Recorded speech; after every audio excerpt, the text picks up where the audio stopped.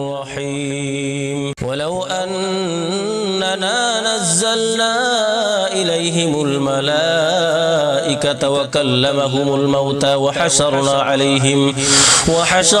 عليهم كل شيء قبلا ما كانوا ليؤمنوا إلا أن يشاء الله ولكن أكثرهم يجهلون وكذلك جعلنا لكل نبي عدوا شياطين الإنس والجن يوحي بعضهم إلى بعض زخرف القول غرورا ولو شاء ربك ما فعلوه فذرهم وما يفترون ولتصغى إليه أفئدة الذين لا يؤمنون بالآخرة وليرضوه وليقترفوا ما هم مقترفون أفغير الله أبتغي حكما وهو الذي أنزل إليكم الكتاب وهو الصلاة والذين آتيناهم الكتاب يعلمون أنه منزل من ربك بالحق فلا تكونن من الممترين وتمت كلمة ربك صدقا وعدلا لا مبدل لكلماته وهو السميع العليم وإن تطع أكثر من في الأرض يضلوك عن سبيل الله إن يتبعون إلا الظن وإن هم إلا يخرصون إن ربك هو أعلم من يضل عن سبيله وهو أعلم بالمهتدين فكلوا مما ذكر اسم الله عليه إن كنتم بآياته مؤمنين وما لكم ألا تأكلوا مما ذكر اسم الله عليه وقد فصل لكم ما حرم عليكم إلا ما اضطررتم إليه وإن كثيرا ليضلون بأهوائهم بغير علم إن ربك هو أعلم بالمعتدين وذروا ظاهر الإثم وباطنه إن الذين يكسبون الإثم سيجزون بما كانوا يقترفون ولا تأكلوا مما لم يذكر اسم الله عليه وإنه لفسق وإن الشياطين ليوحون إلى أوليائهم ليجادلوكم وإن أطعتموهم إنكم لمشركون أومن كان ميتا فأحييناه وجعلنا له نورا يمشي به في الناس كمن مثله في الظلمات ليس بخارج منها كذلك زين للكافرين ما كانوا يعملون وكذلك جعلنا في كل قرية أكابر مجرميها ليمكروا فيها وما يمكرون إلا بأنفسهم وما يشعرون وإذا جاءتهم آية قالوا لن نؤمن حتى نؤتى مثل ما أوتي رسل الله الله أعلم حيث يجعل رسالته سيصيب الذين أجرموا صغار عند الله وعذاب شديد بما كانوا يمكرون فمن يرد الله أن يهديه يشرح صدره للإسلام ومن يرد أن يضله يجعل صدره ضيقا حرجا كأنما يصعد في السماء كذلك يجعل الله الرجس على الذين لا يؤمنون وهذا صراط ربك مستقيما قد فصلنا الآيات لقوم يذكرون لهم دار السلام عند ربهم وهو وليهم بما كانوا يعملون ويوم يحشرهم جميعا يا معشر الجن قد استكثرتم من الإنس وقال أولياؤهم من الإنس ربنا استمتع بعضنا ببعض وبلغنا أجلنا الذي أجلت لنا قال النار مثواكم خالدين فيها إلا ما شاء الله إن ربك حكيم عليم وكذلك نولي بعض الظالمين بعضا بما كانوا يكسبون يا معشر الجن والإنس ألم يأتكم رسل منكم يقصون عليكم آياتي وينذرونكم لقاء يومكم هذا قالوا شهدنا على أنفسنا وغرتهم الحياة الدنيا وشهدوا على أنفسهم أنهم كانوا كافرين. ذلك أن لم يكن ربك مهلك القرى بظلم وأهلها غافلون ولكل درجات مما عملوا وما ربك بغافل عما يعملون. وربك الغني ذو الرحمة إن يشأ يذهبكم ويستخلف من بعدكم ما يشاء كما أنشأكم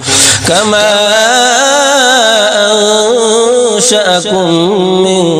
ذرية قوم آخرين. إنما توعدون لآت وما أنتم بمعجزين. قل يا قوم اعملوا على مكانتكم إني عامل فسوف تعلمون من تكون له عاقبة الدار إنه لا يفلح الظالمون. وجعلوا لله مما ذرأ من الحرث والأنعام نصيبا فقالوا هذا لله بزعمهم وهذا لشركائنا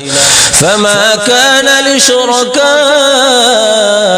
فلا يصل إلى الله وما كان لله فهو يصل إلى شركائهم ساء ما يحكمون. وكذلك زين لكثير من المشركين قتل أولادهم شركاؤهم ليرضوهم وليلبسوا عليهم دينهم ولو شاء الله ما فعلوه فذرهم وما يفترون. وقالوا هذه أنعام وحرث حجر لا يطعمها إلا من نشاء بزعمهم وأنعام حرمت ظهورها وأنعام لا يذكرون اسم الله عليها افتراء عليه سيجزيهم بما كانوا يفترون. وقالوا ما في بطون هذه الأنعام خالصة لذكورنا ومحرم على أزواجنا وإن يكن ميتة فهم فيه شركاء سيجزيهم وصفهم إنه حكيم عليم. قد خسر الذين قتلوا أولادهم سفها بغير علم وحرموا ما رزقهم الله افتراء على الله قد ضلوا وما كانوا مهتدين. وهو الذي أنشأ جنات معروشات وغير معروشات والنخل والزرع مختلفا أكله والزيتون والرمان متشابها وغير متشابه كلوا من ثمره إذا أثمر وآتوا حقه يوم حصاده ولا تسرفوا إنه لا يحب المسرفين. ومن الأنعام حمولة وفرشا كلوا مما رزقكم الله ولا تتبعوا خطوات الشيطان إنه لكم عدو مبين. 8 أزواج من الضأن 2 ومن المعز 2 قل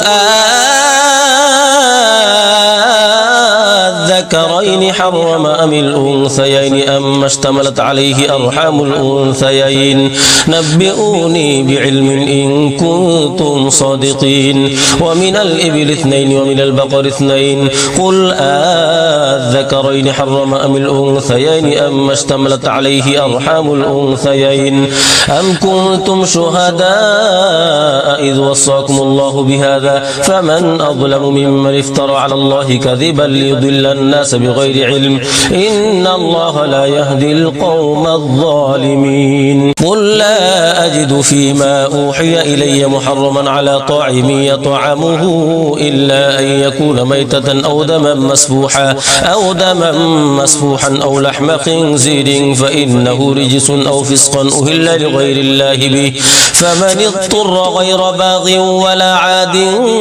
فإن ربك غفور رحيم. وعلى الذين هادوا حرمنا كل ذي ظفر ومن البقر والغنم حرمنا عليهم شحومهما إلا ما حملت ظهورهما أو الحوايا أو ما اختلط بعظم ذلك جزيناهم ببغيهم وإنا لصادقون. فإن كذبوك فقل ربكم ذو رحمة واسعة ولا يرد بأسه عن القوم المجرمين. سيقول الذين أشركوا لو شاء الله ما أشركنا ولا آباؤنا ولا حرمنا من شيء كذلك فعل الذين من قبلهم كذلك كذب الذين من قبلهم حتى ذاقوا بأسنا قل هل عندكم من علم فتخرجوه لنا إن تتبعون إلا الظن وإن أنتم إلا تخرصون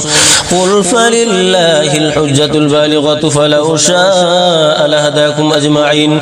قل هلم شهداءكم الذين يشهدون أن الله حرم هذا فإن شهدوا فلا تشهد معهم ولا تتبع أهواء الذين كذبوا بآياتنا والذين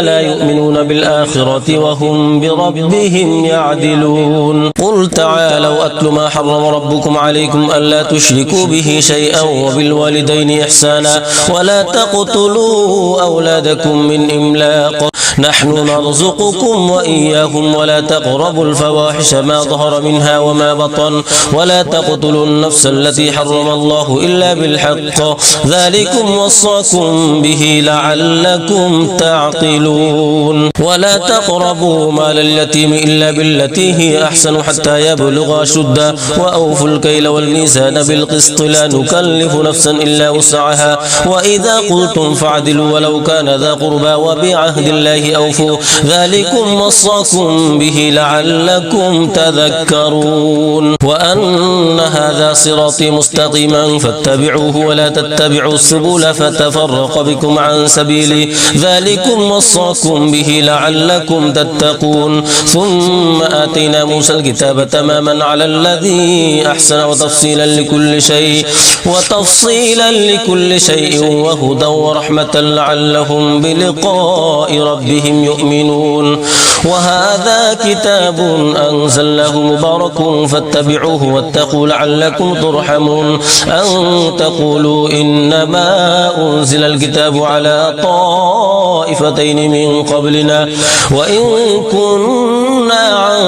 دراستهم لغافلين أو تقولوا لو أنا أنزل علينا الكتاب لكنا أهدى منهم فقد جاءكم بينة من ربكم وهدى ورحمة فمن أظلم ممن كذب بآيات الله وصدف عنها سنجزي الذين يصدفون عن آياتنا سوء العذاب بما كانوا يصدفون هل ينظرون إلا أن تأتيهم الملائكة أو يأتي ربك أو يأتي بعض آيات ربك يوم يأتي بعض آيات ربك لا ينفع نفسا إيمانها لم تكن آمنت من قبل أو كسبت في إيمانها خيرا قل انتظروا إنا منتظرون إن الذين فرقوا دينهم وكانوا شيعا لست منهم في شيء إنما أمرهم إلى الله ثم ينبئهم بما كانوا يفعلون من جاء بالحسنة فله 10 أمثالها ومن جاء بالسيئة فلا يجزى إلا مثلها وهم لا يظلمون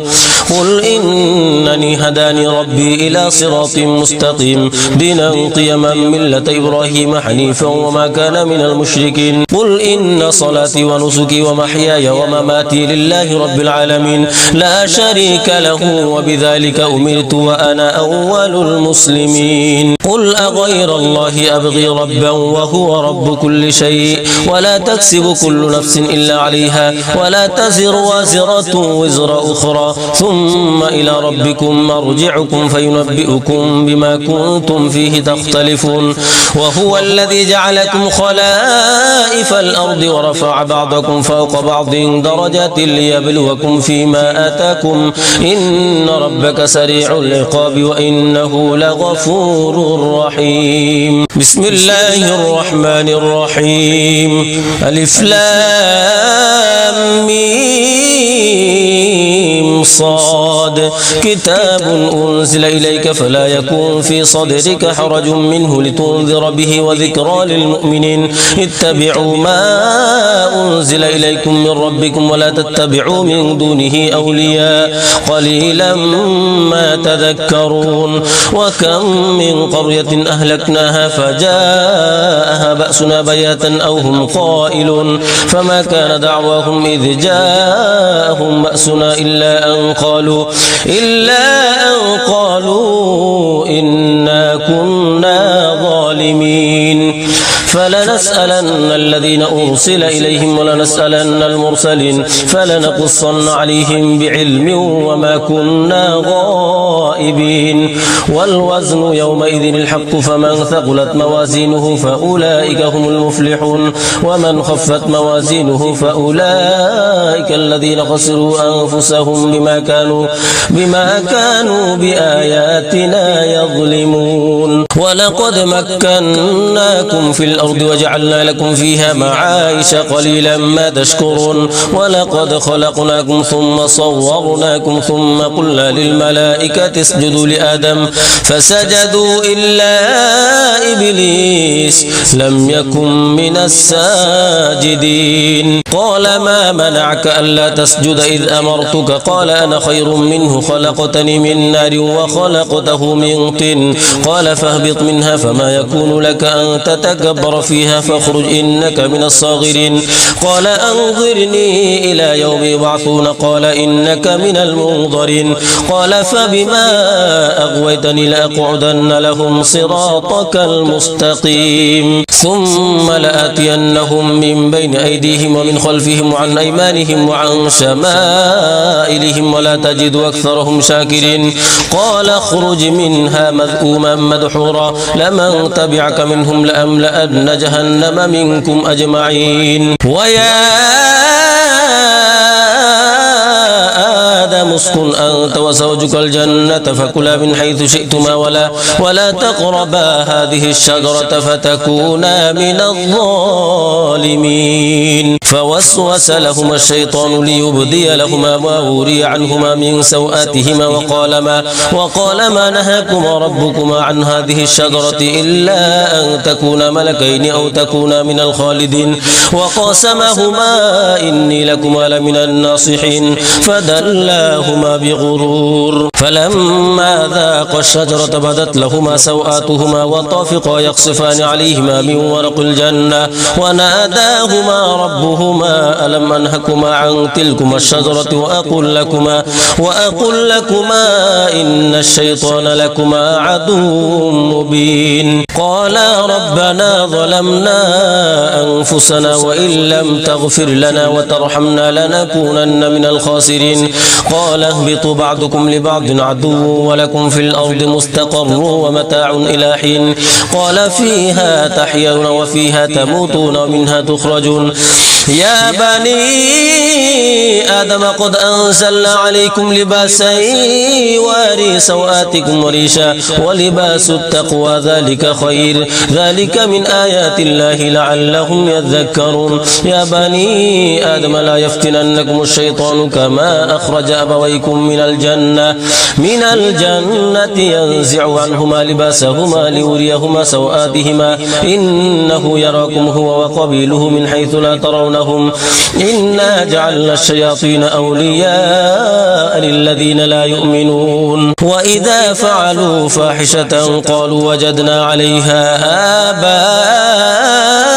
آباءنا والله أمرنا بها قل إن الله لا يأمر بالفحشاء أتقولون على الله ما لا تعلمون قل أمر ربي بالقسط وأقيموا وجوهكم عند كل مسجد وادعوه مخلصين له الدين كما بدأكم تعودون فريقا هدى وفريقا حق عليهم الضلالة إنهم اتخذوا الشياطين أولياء من دون الله ويحسبون أنهم مهتدون يا بني آدم خذوا زينتكم عند كل مسجد وكلوا واشربوا ولا تسرفوا إنه لا يحب المسرفين قل من حرم زينة الله التي أخرج لعباده والطيبات من الرزق قل هي للذين آمنوا في الحياة الدنيا خالصة يوم القيامة كذلك نفصل الآيات لقوم يعلمون قل إنما حرم ربي الفواحش ما ظهر منها وما بطن والإثم والبغي بغير الحق وأن تشركوا بالله ما لم ينزل به سلطانا وأن تقولوا على الله ما لا تعلمون ولكل أمة أجل فإذا جاء أجلهم لا يستأخرون ساعة ولا يستقدمون يا بني آدم إما يأتينكم رسل منكم يقصون عليكم آياتي فمن اتقى وأصلح فلا خوف عليهم ولا هم يحزنون والذين كذبوا بآياتنا واستكبروا عنها أولئك أصحاب النار هم فيها خالدون فمن أظلم ممن افترى على الله كذبا أو كذب بآياته أولئك ينالهم نصيبهم من الكتاب حتى إذا جاءتهم رسلنا يتوفونهم قالوا أين ما كنتم تدعون من دون الله قالوا ضلوا عنا وشهدوا على أنفسهم أنهم كانوا كافرين قال ادخلوا في قد خلت من قبلكم من الجن والإنس في النار كلما دخلت أمة لعنت أختها حتى إذا اداركوا فيها جميعا قالت أخراهم لأولاهم ربنا هؤلاء أضلونا فآتهم عذابا ضعفا من النار قال لكل ضعف ولكن لا تعلمون وقالت أولاهم لأخراهم فما كان لكم علينا من فضل فذوقوا العذاب بما كنتم تكسبون إن الذين كذبوا بآياتنا واستكبروا عنها لا تفتح لهم أبواب السماء ولا يدخلون الجنة حتى يلج الجمل في سم الخياط وكذلك نجزي المجرمين لهم من جهنم مهاد ومن فوقهم غواش وكذلك نجزي الظالمين والذين آمنوا وعملوا الصالحات لا نكلف نفسا إلا وسعها أولئك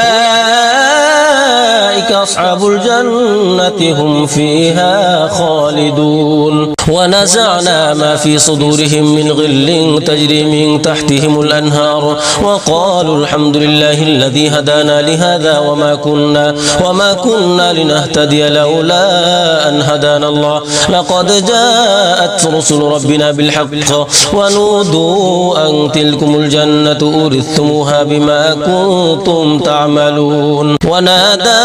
أصحاب الجنة أصحاب النار أن قد وجدنا ما وعدنا ربنا حقا فهل وجدتم ما وعد ربكم حقا قالوا نعم فأذن مؤذن بينهم اللعنة الله على الظالمين الذين يصدون عن سبيل الله ويبغونها عوجا وهم بالآخرة كافرون وبينهما حجاب وعلى الأعراف رجال يعرفون كلا بسيماهم ونادوا أصحاب الجنة أن سلام عليكم لم يدخلوها وهم يطمعون وإذا صرفت أبصارهم تلقاء أصحاب النار قالوا ربنا لا تجعلنا مع القوم الظالمين ونادى أصحاب الأعراف رجالا يعرفونهم بسيماهم قالوا ما أغنى عنكم جمعكم وما كنتم تستكبرون هؤلاء الذين أقسمتم لا ينالهم الله برحمة ادخلوا الجنة لا خوف عليكم ولا أنتم تحزنون ونادى أصحاب النار أصحاب الجنة أن أفيضوا علينا من الماء أو مما رزقكم الله قالوا إن الله حرمهما على الكافرين الذين اتخذوا دينهم لهوا ولعبا وغرتهم الحياة الدنيا فاليوم ننساهم كما نسوا لقاء يومهم هذا وما كانوا بآياتنا يجحدون ولقد جئناهم بكتاب فصلناه على علم هدى ورحمة لقوم يؤمنون هل ينظرون إلا تأويله يوم يأتي تأويله يقول الذين نسوه من قبل قد جاءت رسل ربنا بالحق فهل لنا من شفعاء فيشفعوا لنا أو نرد فنعمل غير الذي كنا نعمل قد خسروا أنفسهم وضل عنهم ما كانوا يفترون إن ربكم الله الذي خلق السماوات والأرض في 6 أيام ثم استوى على العرش يغشي الليل النهار يطلبه حثيثا والشمس والقمر والنجوم مسخرات بأمره ألا له الخلق والأمر تبارك الله رب العالمين ادعوا ربكم تضرعا وخفيا إنه لا يحب المعتدين ولا تفسدوا في الأرض بعد إصلاحها وادعوه خوفا وطمعا إن رحمة الله قريب من المحسنين وهو الذي يرسل الرياح بشرا بين يدي رحمته حتى إذا أقلت سحابا ثقالا سقناه لبلد ميت فأنزلنا به الماء فأخرجنا به من كل الثمرات كذلك نخرج الموتى لعلكم تذكرون والبلد الطيب يخرج نباته بإذن ربه والذي خبث لا يخرج إلا نكدا كذلك نصرف الآيات لقوم يشكرون لقد أرسلنا نوحا إلى قومه فقال يا قوم اعبدوا الله ما لكم من إله غيره إني أخاف عليكم عذاب يوم عظيم قال الملأ من قومه إنا لنراك في ضلال مبين قال يا قوم ليس بي ضلالة ولكني رسول من رب العالمين أبلغكم رسالات ربي وأنصح لكم وأعلم من الله ما لا تعلمون أو عجبتم أن جاءكم ذكر من ربكم على رجل منكم لينذركم ولتتقوا ولعلكم ترحمون فكذبوه فأنجيناه والذين معه في الفلك وأغرقنا الذين كذبوا بآياتنا إنهم كانوا قوما عمين وإلى عاد أخاهم هودا قال يا قوم اعبدوا الله ما لكم من إله غيره أفلا تتقون قال الملأ الذين كفروا من قومه إنا لنراك في سفاهة وإنا لنظنك من الكاذبين قال يا قوم ليس بي سفاهة ولكني رسول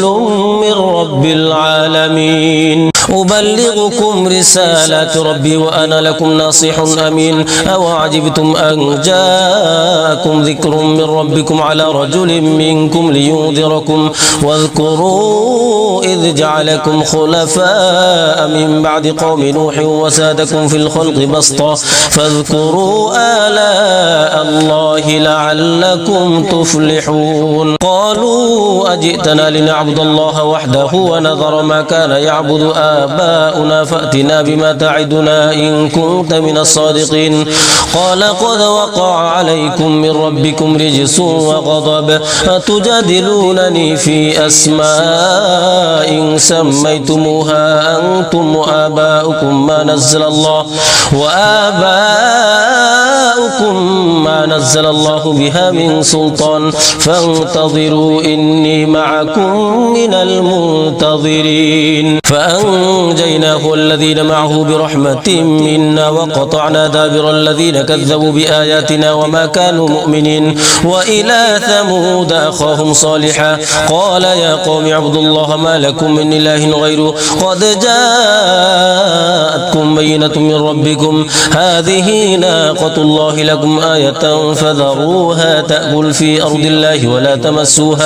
ولا تمسوها بسوء فيأخذكم عذاب أليم واذكروا إذ جعلكم خلفاء من بعد عاد وبوأكم في الأرض تتخذون من سهولها قصورا وتنحتون الجبال بيوتا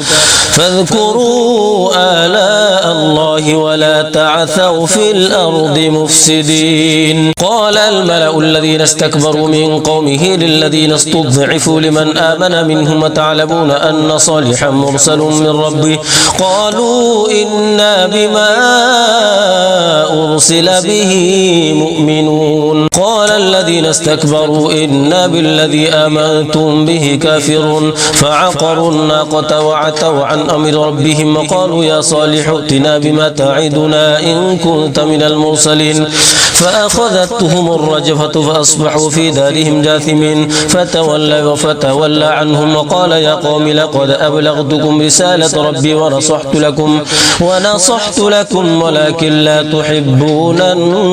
الناصحين ولوطا إذ قال لقومه